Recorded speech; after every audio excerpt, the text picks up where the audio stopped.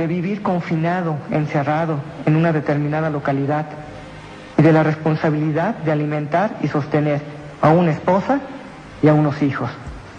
Es decir, renunciando a todas estas circunstancias, realmente para los cínicos el hombre alcanzaba a ser libre y por tanto a ser feliz. Por lo tanto, los cínicos se burlaban de las costumbres y los convencionalismos de los demás, pero eran muy rígidos con respecto a la imagen que buscaban proyectar hacia los que los miraban. Por eso era difícil ver a un cínico que no llevara su alforja, su bolsita, un bastón y su manto. Este manto evidentemente tenía que estar sucio y harapiento, y siempre dejaban al descubierto su hombro derecho. Siempre iban descalzos, con la barba y el cabello largos y desarreglados. Era como la imagen, como la carta de presentación con la que estos filósofos expresaban sus ideas, su doctrina. Y no era una vagancia, no era renunciar solamente para quitarse responsabilidades, sino precisamente porque esas responsabilidades eran inútiles, eran vagas, no favorecían al desarrollo del hombre, es que buscaban separarse de ellas precisamente para vivir con lo que la naturaleza les daba. Y esto es interesante, porque precisamente como el concepto de la libertad que presentaban los filósofos cínicos es luchar por la liberación del individuo, no por hacerse un irresponsable, sino que luchaban por ser libres. Evidentemente, este concepto de la libertad que tenían era liberarse de toda preocupación por el sustento. Ahora sí que no se preocupaban por alimentarse, porque la naturaleza proveía. Solo era cuestión de que de hacerles caso a su parte natural. Evidentemente, si vestían un manto, no les preocupaba buscar el vestido y todos los problemas que con ello conlleva. O una casa, una familia, el matrimonio, los hijos, eran cosas que no liberaban al hombre y que no mejoraban su crecimiento, sino que solamente lo confinaban, lo encerraban, lo hacían proveer necesidades de gente que realmente no le interesaba. La liberación de todas las ataduras que la moral, la ley, el Estado y en general la sociedad imponían al individuo. Liberarse de las pasiones, de las ambiciones, las exigencias intelectuales. Por eso mostraban desdén a la búsqueda de la verdad, porque las exigencias en el campo intelectual también consideraban que atrapaban al hombre y no lo dejaban ser libre, por lo tanto no lo dejaban ser feliz.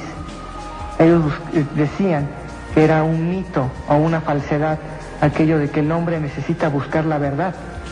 El hombre, para ellos, solo buscaba ser libre y así alcanzar su expansión. Y liberarse. Bueno, a ver, vamos a hacer una pequeña pausa. Diógenes, el cínico Diógenes. Los cínicos mencionas constantemente. ¿Existía alguna escuela de cínicos solamente? ¿Se agrupaban? Es decir, ¿dónde se daban más los filósofos? ¿En la clase alta o en la clase baja? Porque el cínico Diógenes era un filósofo prácticamente de clase socioeconómica baja. Sí, y bueno, ellos estaban tan ansiosos por buscar su libertad y por buscar liberarse de ataduras que ni siquiera tenían escuela, que veía su forma de vida y quería seguirla, era libre de hacerlo o de seguir su camino. En caso de que uno escogiera seguir su forma de vida, pues evidentemente se tenía que olvidar de cualquier responsabilidad, de cualquier obligación y evidentemente de cualquier riqueza. Solamente se trabajaba para vivir. Es decir, era una búsqueda intensa por el estado primitivo del hombre. Alguna vez lo comentábamos, se calcula que el hombre primitivo solamente tenía 14 necesidades, entre ellas dormir, comer, reproducirse, etc. Pero el hombre moderno está cargada con 200 responsabilidades: el trabajo, la información, el convivir con la gente, Y habría que ver cuáles de esas necesidades extras realmente son necesidades o son responsabilidades que la sociedad le impone a uno para formar parte de una sociedad. A los cínicos no les interesaba evidentemente nada de esto.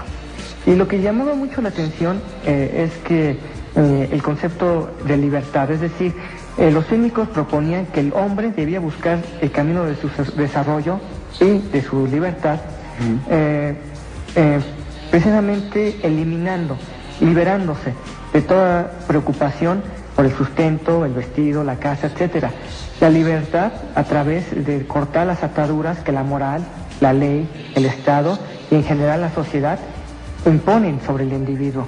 La liberación de las pasiones, de las ambiciones, de las exigencias intelectuales, culturales y religiosas. Y finalmente, liberarse de la vida misma, admitiendo el derecho a quitársela voluntariamente, si así lo exigía, su propia voluntad, su propia libertad, la búsqueda de la libertad. Es decir, puede ser uno libre de su propia vida y eso te da derecho, para los cínicos, de quitarse su propia vida. Recordemos también que la palabra cínico viene de la palabra cinis o canis, que significa perro, porque la mayoría de ellos se le encontraba en la plaza del perro feliz o del perro ágil.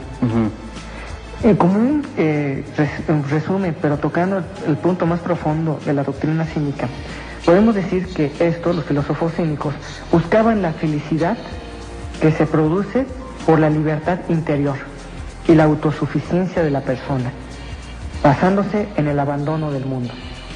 Los cínicos no tenían nada, pero eran autosuficientes, no dependían de nadie, porque depender de alguien implica que se tiene cierto compromiso con ese alguien. A ver, otra vez. Depender de alguien implica tener algún compromiso hacia ese alguien, hacia esa persona. Al no depender de nadie, no tienes ningún compromiso. Fomentas tu libertad, pero aparte eres autosuficiente. Por eso no se preocupaban por el sustento, el vestido. Ellos tomaban lo mínimo, lo indispensable, y evidentemente pues al vivir en toneles o en vivir en la vía pública, pues eran muy señalados al mostrar sus necesidades físicas al público, ¿no? Pero eso no les importaba, porque no les interesaba quedar bien con alguien. Quedar bien con alguien, y eso es algo que hemos platicado muchas veces, también implica estar sujeto a una disciplina. Y tratar de cumplir con esa disciplina, o al no cumplir con esa disciplina en la búsqueda de quedar bien con alguien, provoca sufrimiento. Chihuahua. Híjole, qué gruesos. La verdad estaban gruesos los filósofos. ¿De dónde sacaban estos megarrollos? Solamente a través de observaciones internas. Y de hecho, ellos mismos observaban mucho, incluso en la forma en que se presentaban. Por eso esa insistencia del manto, de la alforja, por decir, esos son cínicos. Esas personas no te van a halagar porque no tienen motivo para halagarte.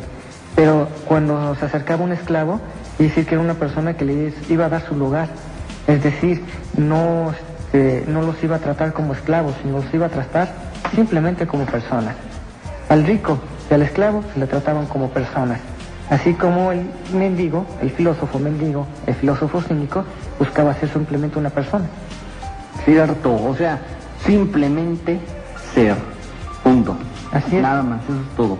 El aparentar, el buscar, el asumir alguna responsabilidad que fuera contra tu ser, implicaba que eras un hombre esclavo, implicaba que eras un hombre destinado al sufrimiento, ya implicaba que era un hombre que tenía una vida escrita aunque no le gustara. El pensamiento de los filósofos cínicos incluso perduró con sus altibajos durante muchos años. Tan es así que durante el pleno Imperio Romano nos llegan noticias de un filósofo cínico llamado Demetrio. Él vivió en tiempos del emperador Calígula, más o menos en los años 40, 50, ya en nuestra era, después del cero cronológico. Se cuenta la anécdota que cuando el emperador Calígula pretendió darle a Demetrio 200,000 sestercios como muestra de su admiración, Demetrio lo rechazó con una sonrisa, sin ni siquiera pensar